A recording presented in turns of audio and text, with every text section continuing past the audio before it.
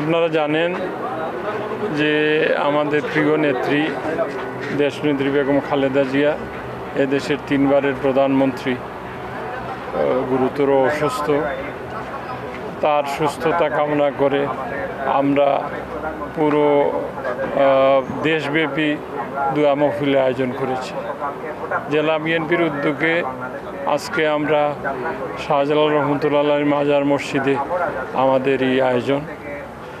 আমরা আমাদের নেত্রীর জন্য আমরা দোয়া করি।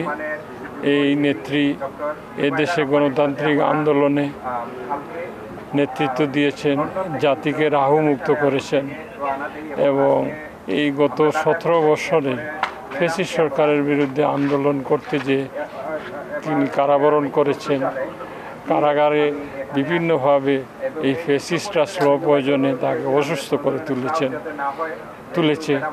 এই যে অসুস্থ নেত্রীর জন্য আমাদের দোয়া। বেগম খালেদা জিয়া শুধু এদেশের যে সাবেক 3 বারের প্রধানমন্ত্রী নন আর বিএনপির চেয়ারম্যানই নন, তিনি এখন আজকে জাতির অভিভাবক। আজকে জাতির প্রতিটি স্তরে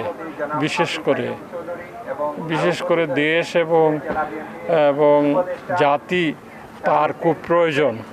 আমরা বিশ্বাস করি এই গণতান্ত্রিক আন্দোলনের শেষ প্রান্তে আগামী দিনে এদেশে একটি অবাধ নিরপেক্ষ নির্বাচন হবে। সেই নির্বাচনে তিনি এই দলকে নেতৃত্ব দিবেন। দেশের মানুষ তাকে ম্যান্ডেট দিয়ে বিজয়ী করলে তিনি সরকারের নেতৃত্ব দিবেন। আমরা তার জন্য দোয়া করি, আল্লাহ রাব্বুল আলামিন তাকে সুস্থ করে তোলেন। আমরা সিলেটবাসী তার কাছে কৃতজ্ঞ। তিনি সিলেটকে পছন্দ করতেন। যাবতীয় কর্মসূচি বিএনপির সব সময় তিনি সিলেট থেকে শুরু করতেন এবং আজকে যে এই সিলেটের অবকাঠামো বলেন এবং সবচেয়ে গুরুত্বপূর্ণ যে বিষয়, সিলেটকে একটি প্রশাসনিক বিভাগ হিসেবে প্রতিষ্ঠা হয়েছে, সেটিও বেগম খালেদা জিয়ার বদৌলতে আমরা পেয়েছি। সুতরাং সিলেটের সর্বস্তরের মানুষ তার জন্য দোয়া করছে। আমরা প্রতিনিয়ত আমাদের সিলেটবাসী আমাদের কাছে জানতে চায় ম্যাডামের শরীরের খবর এবং আপডেট। আমরা বিশ্বাস করি এই দেশের কোটি কোটি জনতা আমাদের নেত্রীর জন্য দোয়া করছেন। তিনি সুস্থ হয়ে আমাদের মধ্যে ফিরে আসবেন এবং দলকে এবং জাতিকে নেতৃত্ব দেবেন।